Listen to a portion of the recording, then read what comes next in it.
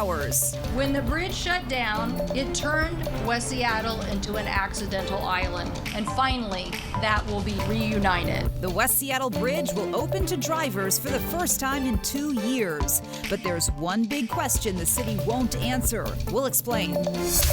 A backlog for DUI cases means a man accused of causing a wreck is out of jail. The fact that he can take other innocent lives while we wait for this is horrible, in my opinion. We're hearing from a victim's family still waiting for answers. Bringing the wreckage back to the surface. We now know when authorities will be able to retrieve a plane that crash landed off Whidbey Island. Grinding to a halt again. Why work linking Tacoma to the North Sound won't make deadline. It's a reopening more than 2 years in the making. Commuters only have to wait about 48 more hours before getting the chance to travel across the West Seattle Bridge. The bridge was initially shut down because of cracks in the concrete, but SDOT says the bridge has passed its final safety test and will be ready to open up on Sunday. Thanks for choosing King 5. I'm Steve Solis. I'm Jessica Janner Castro. King 5's Natalie Swaby is live with what local leaders are saying today. Natalie. Well, the mayor is calling this a weekend to celebrate. You know, before this closure, 100,000 drivers would use this each weekday. So after a couple of years of being forced to find alternative routes, West Seattle is finally getting its bridge back. West Seattle has been hurting without access to this high rise. The loss of these lanes was first announced on March 23, 2020. That's when the discovery of rapidly growing cracks led the city to close down the bridge, forcing drivers to deal with detours. After construction hurdles and traffic headaches, finally, this moment. We're celebrating today. This is my celebration face. Seattle Mayor Bruce Harrell was among elected leaders on hand to commemorate a major milestone. I need to make it crystal clear that we can't be one Seattle without West Seattle. But West Seattle did become an accidental island, adding miles to many commutes and impacting businesses, according to Senator Maria Cantwell. Without the bridge, drivers lost their direct route and they had to really jam through the freight traffic of East Marginal Way. So not only did that slow down commuters, but it also slowed down our freight and our freight capacity. So after more than 900 days without the bridge, this will be reopened on Sunday, and Saturday night will be the last night for restrictions on the Low Bridge as well. Steve? So, Natalie, at this point, would the city say what time the bridge is opening? No, there's not going to be a lot of fanfare when it exactly opens. They're not even announcing what time it's going to open. They're just saying today that it will be open on Sunday. Live in Seattle, Natalie Swaby, King 5 News. Natalie, thank you. It costs about $67 million to fix the bridge. More than half of that money came from the federal government. About $11 million of that came from President Biden's infrastructure plan. Another $26 million came from federal formula programs, and $20 million came from a grant from the U.S. Department of Transportation. So as we count down to the bridge reopening on Sunday, we will have special coverage all weekend long. Scan that QR code that's on your screen right now for all of our stories, and then join us on King 5 Mornings on Monday for the first Monday morning commute with that bridge back in action. Expect significant traffic delays in the Seattle metro area this weekend. In Bellevue, crews have begun emergency repairs on a damaged culvert under I-405, which led to this sinkhole earlier this year. The southbound off-ramp to exit 9 in Newcastle is closed, and tonight all lanes of 405 at Lake Washington Boulevard and 112th will close for 23 hours. That starts tonight at 11 until 10 p.m. tomorrow night. And to ease the burden of the Bellevue closure, Revive I-5 has been scaled back this weekend. Tonight at 7:30, only one southbound lane will close from I-90 to Spokane Street. The DOT is urging people going to the Husky game tomorrow to consider taking public transit, or at the very least leaving early. Kickoff at Montlake is at 4:30 versus Michigan State. And speaking of public transit, people in Tacoma are losing their patience with Sound Transit after yet another delay to the Hilltop Light Rail extension. King 5's Lionel Donovan is going to have that story for us coming up in just 10 minutes. I want to make sure that the rest of my family is safe. Yeah. Two frustrated sisters days after their father was killed by a suspected DUI driver. That driver was released from jail and is free to drive again. It's just the latest example of a growing problem, as King 5's Drew Mickelson found out today. Drew. Well, Steve, as you heard, those sisters are upset. They're worried for the general public's safety. Police and prosecutors say they are frustrated too, and they're all blaming a growing backlog. Look at these numbers we discovered today. According to the State Patrol, in 2017, investigators were processing blood samples for DUI cases in under 30 days. But by the end of last year, that backlog increased to 355 days, almost a year. The Mason County prosecutor expects it to take 6 to 9 months to get the blood work back on that deadly crash in Shelton last week. A man is accused of crossing the center line on Highway 101. 2 people were killed, and the driver, believed to be under the influence of drugs, could be charged with vehicular homicide, but not until that evidence comes back. So he is not in jail. He's out, able to drive. The daughters of one of the victims, 58-year-old Dwayne Wharton, say that is not right nor safe. I'm just angry and upset about all of it. But yes, the fact that he can take other innocent lives while we wait for this is horrible, in my opinion.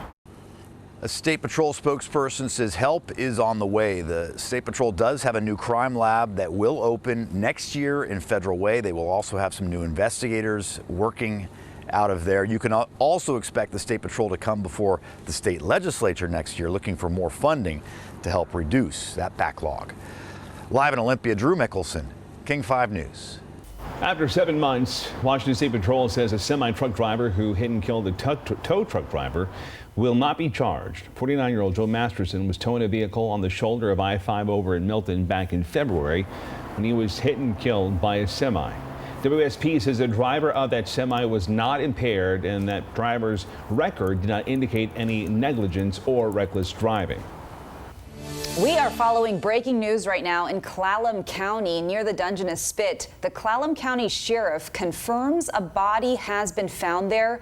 Detectives confirm they are in touch with the NTSB and Island County as this could be related to the float plane crash off Whidbey Island. We know the body is of an adult. There were 9 adults and 1 child on that plane.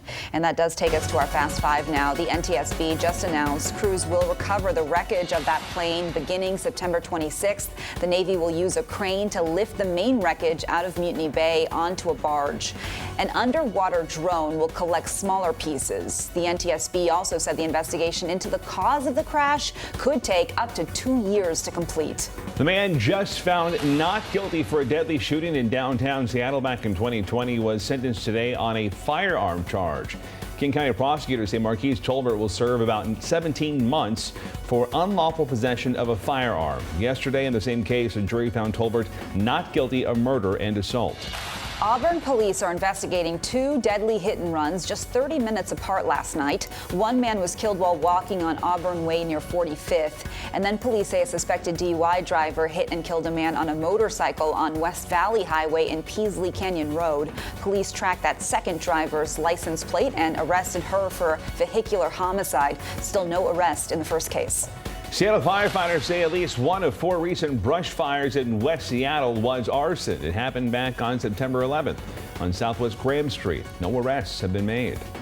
Students in the Eatonville School District had their first day of school today. The teachers union ratified a contract with the district yesterday, ending a week-long strike. Preschool students will start Monday and kindergartners will start Wednesday.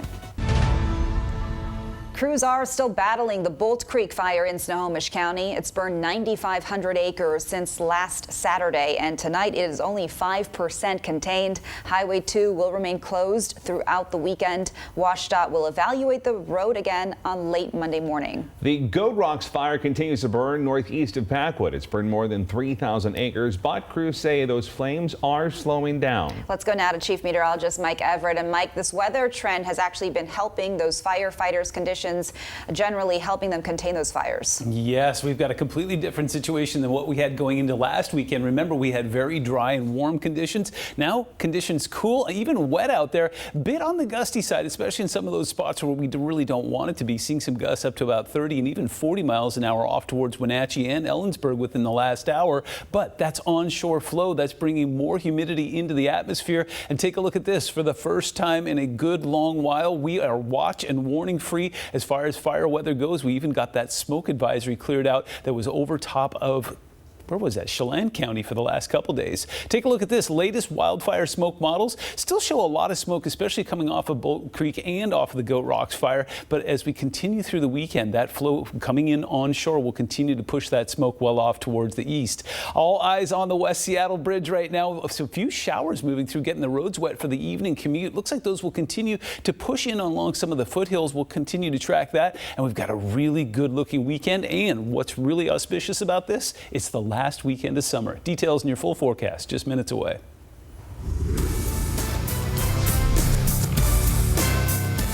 It is Blue Friday ahead of Sunday's game. The Seahawks will take on the 49ers at Levi Stadium. Jake Garcia is here with a preview. Hi, Jake. Yeah, a Sunday road game after a Monday night game is a tough turnaround for the Seahawks. But if there's one silver lining, it's that Santa Clara has become the Hawks' home away from home. Seattle has won 6 of 7 in the Bay and 14 of 16 against the Niners overall. That's ownage to the highest degree, and the 49ers are full of question marks after just 1 week of the season. Trey Lance still finding his way in his first year as the starting quarterback. Tight end George Kittle, he's a game-time decision. And running back Elijah Mitchell is out for multiple months. The Seahawks running back room, meanwhile, just got a whole lot healthier. Rookie Ken Walker recovered from a hernia. He's expected to make his NFL debut. He's got great speed. He's extremely elusive, tremendous side-to-side ability to get away from, and escape. He caught the ball really well. He's just a tough freaking dude that doesn't want to give up nothing. And so you put all that together, you got a really fine-looking guy. So we've been really high on him.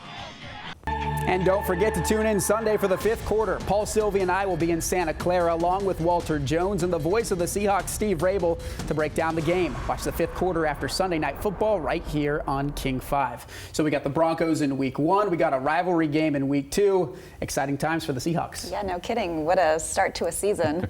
Thank you, Jake, and have a safe trip. Yeah. Speaking of sports, here's some good news for hockey fans. King 5 is partnering with the Seattle Kraken to bring you 4 of the team's 6 preseason games this fall.